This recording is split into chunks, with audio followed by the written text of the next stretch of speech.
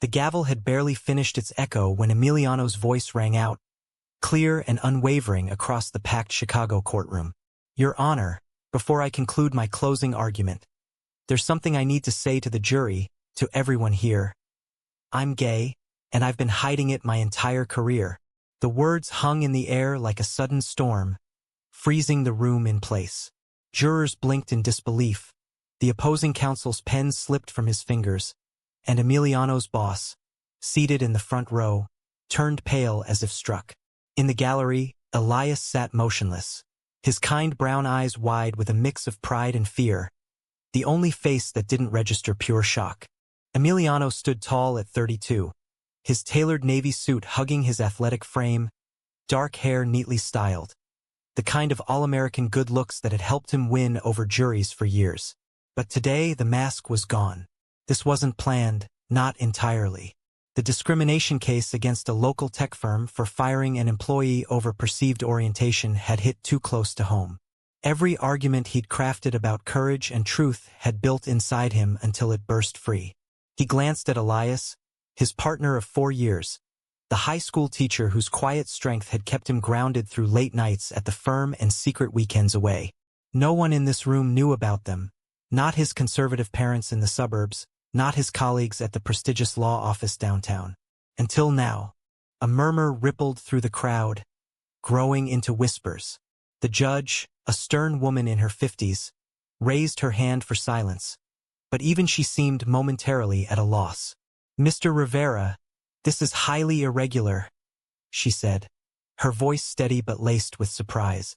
Emiliano's heart pounded, the adrenaline mixing with a strange relief that washed over him like cool water after years of drought. He had rehearsed versions of this moment in his mind during sleepless nights, but saying it aloud in front of 200 people, including his own family who had shown up to support what they thought was just another big win, changed everything. His mother, seated beside his father, clutched her purse, her face a mask of confusion turning to hurt. His sister whispered something urgent into her phone. Emiliano pressed on, finishing his argument with a passion that felt raw and real for the first time. When the jury was dismissed for deliberation, the courtroom erupted. Reporters pushed forward, cameras flashing despite the rules. Outside on the courthouse steps, microphones thrust toward him as he stepped into the crisp autumn air. Mr. Rivera, care to elaborate on your statement? One shouted. Elias waited nearby, his button-down shirt slightly rumpled from gripping the bench too tightly, ready to offer a steady hand if needed. Back inside, Emiliano's boss pulled him aside in a side hallway. What the hell was that, Emiliano? You just tanked our firm's image. But Emiliano felt no regret yet, only the first stirrings of a freedom he had craved since college, when he and Elias had met at a quiet study group and bonded over shared dreams of making a difference. Elias had been out since high school, patient with Emiliano's fears, understanding the pressure from a family that valued tradition above all. Now, with the secret exposed, Emiliano wondered if their carefully built life could survive the fallout. As they slipped out a back exit to avoid the crowd, Elias squeezed his shoulder. You did it. Whatever happens next, we're in this together. The words soothed, but Emiliano's mind raced ahead to the phone calls waiting, the stares at work tomorrow, the life he had just appended in one bold sentence. The trial wasn't over, but his personal one had just begun, pulling him toward an unknown horizon filled with both promise and peril. The next morning's headlines screamed across every local news site. Prominent attorney comes out mid-trial, courtroom stunned. Emiliano scrolled through them at his kitchen table, coffee growing cold as Elias poured fresh cups, the sunlight streaming through their apartment windows in Chicago's Logan Square neighborhood. The reaction had been immediate and overwhelming. His phone buzzed nonstop, clients curious, colleagues cautious, old law school friends sending shocked emojis. But the real storm hit when his mother called at dawn. Emiliano, how could you do this to us? In front of everyone? Your father hasn't slept. Her voice cracked with the weight of years spent pretending their son was the perfect straight success story, the one who would carry on the family name with a wife and kids someday. He tried to explain, the words tumbling out in the quiet of their living room where Elias sat nearby, offering silent support with a gentle nod. Mom, I couldn't keep lying. This case. It was about people like me, like us. Elias reached over, his hand warm on Emiliano's knee, a reminder of the quiet evenings they'd shared here, cooking pasta after long days, laughing about students and cases. Their relationship had started so innocently, late-night talks turning into stolen kisses, then weekends away where no one knew them. Elias, with his warm smile and patient heart, had taught Emiliano that love didn't have to be hidden forever. Yet now, the exposure felt like standing naked in a blizzard. At the firm later that day, the atmosphere was thick with tension. His boss called an emergency meeting, the partners staring as if Emiliano had grown a second head. We support diversity, but this public stunt? It's distracting from the case. One colleague, a senior associate named Marcus, smirked in the corner, already whispering to others about unprofessional conduct.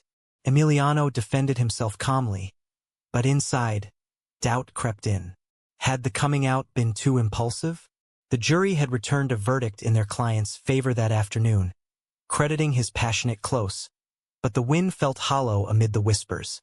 Elias met him for lunch at a small cafe nearby, their usual spot where they'd held hands under the table for years. "You were brave," Elias said softly, his eyes reflecting the same love that had pulled Emiliano through every closet moment. "But I worry about your family. And mine. They always liked you, but this changes how people see us." Elias's own parents had been accepting, but the public scrutiny worried him for Emiliano's sake.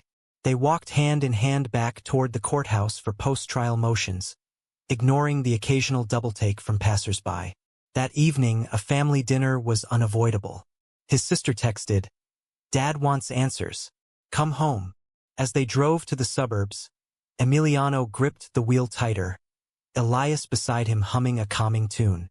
The house looked the same, the porch swing, the American flag, but everything felt different now. His father greeted them at the door with a stiff nod, the air heavy with unspoken questions.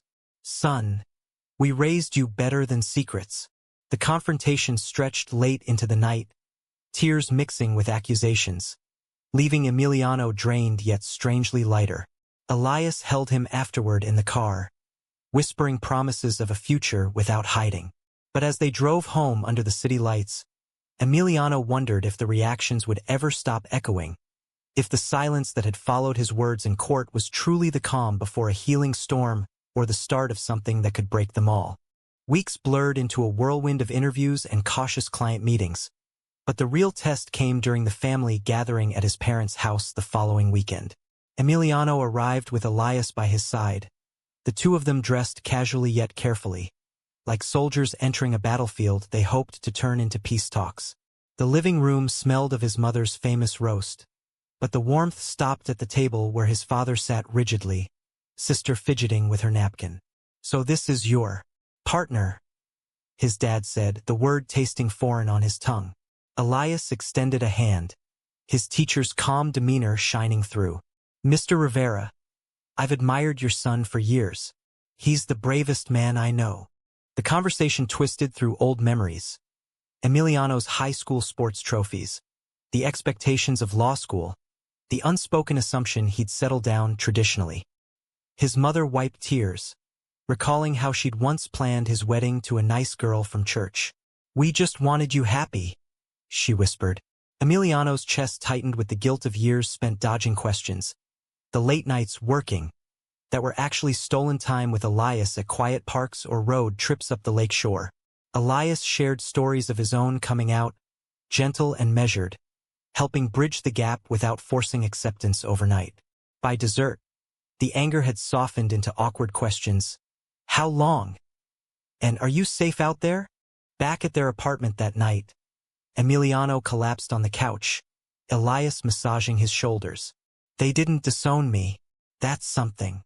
But old friends weren't as forgiving." A text from his college roommate arrived. "Dude, you never said anything. Feels like I didn't know you at all." The betrayal stung, echoing the colleague Marcus at work who had started distancing himself. Rumors swirling about Emiliano's agenda affecting cases. Elias pulled him close, their foreheads touching in the dim light. Growth hurts, but look how far you've come since that first study group where you blushed every time I smiled. Memories flooded back. The way Elias had patiently waited through Emiliano's denial phase, supporting him through panic attacks after family holidays. Their bond had deepened in hidden moments. Cooking together, debating books, planning a future that now felt exposed to the world. The following days brought more layers. At Elias's school, colleagues offered supportive nods, but one parent complained about the lawyer boyfriend influencing school events. Emiliano attended a support group for professionals coming out later in life, listening to stories that mirrored his own fears. The emotional weight pressed on him during quiet evenings, questioning if his bold move had been selfish. Elias reassured him with steady love, sharing his own vulnerabilities about wanting a public life without fear. As fall leaves turned golden outside their window, Emiliano felt the first real shift inside. Not just survival, but a budding acceptance that his truth was worth the storm. Yet the misunderstandings lingered, small cracks in friendships and family ties that threatened to widen. One evening, after a tense call with his sister about holiday plans now complicated by the situation, Emiliano sat on the balcony with Elias, city lights twinkling below. "I thought coming out would free me completely," he admitted. Elias smiled softly. "It's a journey, not a finish line, and I'm here for every step." The words anchored him, but the path ahead stretched long, filled with more reactions that tested everything they had built. The professional fallout hit harder than Emiliano expected when Marcus leaked details of an old client meeting to the partners, framing Emiliano's coming out as a distraction that cost billable hours. "He's turning the firm into a soap opera," the email read, accidentally CC'd to the whole team. Emiliano stared at his screen in the glass-walled conference room, the city skyline mocking him from 30 floors up. His boss called him in, voice laced with disappointment. "We value you, but optics matter. Take some time to handle the personal stuff." No outright firing, but the message was clear. Promotions paused, cases reassigned. The betrayal from someone he'd mentored burned deep, stirring doubts about every alliance he'd thought solid. Elias listened that night over takeout Thai, his teaching job a steady contrast to the chaos. "This is exactly what we fought against in that trial. Don't let them dim your light." But Emiliano paced the apartment, replaying the courtroom silence that started it all. He volunteered at a local LGBT center the next weekend, helping with legal clinics for young people facing similar family pressures. The stories he heard, kids kicked out, professionals hiding like he once did, reignited his purpose. One teenager's grateful hug after advice on coming out to parents reminded him why he'd spoken up. Elias joined him for shifts, their shared work strengthening the bond amid the external noise. Family tensions simmered too. His father showed up unannounced at the office one afternoon, demanding a private talk. "Your mother cries every night. Was hiding really that bad?" The conversation spilled into the parking garage, raw and unfiltered, forcing Emiliano to confront the sacrifices his parents had made for his education, now clashing with their discomfort. Elias waited in the car, later offering perspective without judgment. "They love you. It just looks different right now." Misunderstandings piled up. A canceled family barbecue, whispers at church, but small wins emerged. His sister texted a photo of their mom reading an article about LGBT rights, a tiny step forward. At the firm, Emiliano pushed back quietly, winning a small pro bono case that drew positive press. Marcus avoided eye contact in hallways, the guilt evident. Emiliano's internal crisis peaked during a sleepless night, questioning every choice since the gavel fell. Elias pulled him from the edge with quiet strength, recounting their first real date at a hidden beach, promising the sacrifices would lead to something stronger. The emotional toll showed in quiet moments. Emiliano skipping gym sessions, snapping over minor things, but therapy sessions he started attending helped unpack the layers of shame he'd carried. As winter approached, the city lights reflected off fresh snow, mirroring the clarity emerging inside him. The betrayals and reactions weren't ending his story. They were forging a new chapter, one where authenticity wasn't a risk but a foundation. Yet the strain tested their relationship in subtle ways. Elias hinting at wanting more openness while Emiliano clung to caution. The growth was painful, beautiful, and far from over. Public scrutiny intensified when a magazine feature ran Emiliano's story alongside the trial verdict. Photos of him and Elias at a charity event sparking online debates. Elias's school faced parent questions, forcing a meeting where the principal praised his work, but advised, keeping personal matters low-key. Emiliano saw the toll on his partner, the man who had always been the steady one now questioning if their quiet love could withstand the spotlight. "I supported your moment in court," Elias said one evening over wine on their balcony. "But I need us to be equals in this. No more half measures." The conversation turned into their first real argument, misunderstandings bubbling up about timing and boundaries. Emiliano sacrificed the big promotion he'd eyed for years, choosing instead to focus on mentorship at the LGBT center and smaller cases that aligned with his values. The decision brought peace but financial strain. Their weekend getaways replaced by budget dinners at home.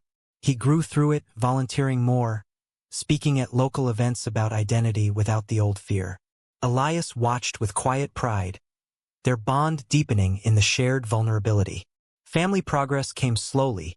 A holiday invitation arrived with a note, "We're trying."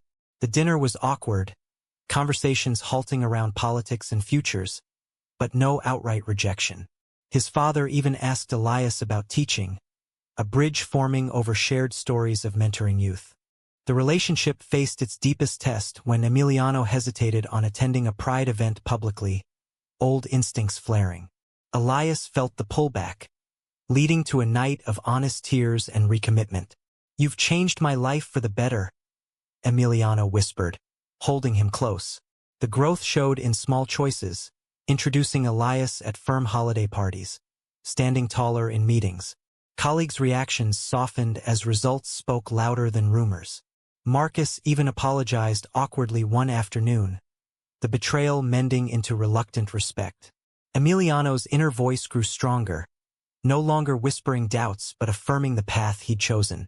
As spring bloomed in Chicago parks, they walked hand in hand openly for the first time in their neighborhood, the emotional journey circling back to hope. Yet questions lingered about long-term family acceptance and career stability, pushing Emiliano toward decisions that would define their future. The sacrifices had reshaped him, turning crisis into quiet power.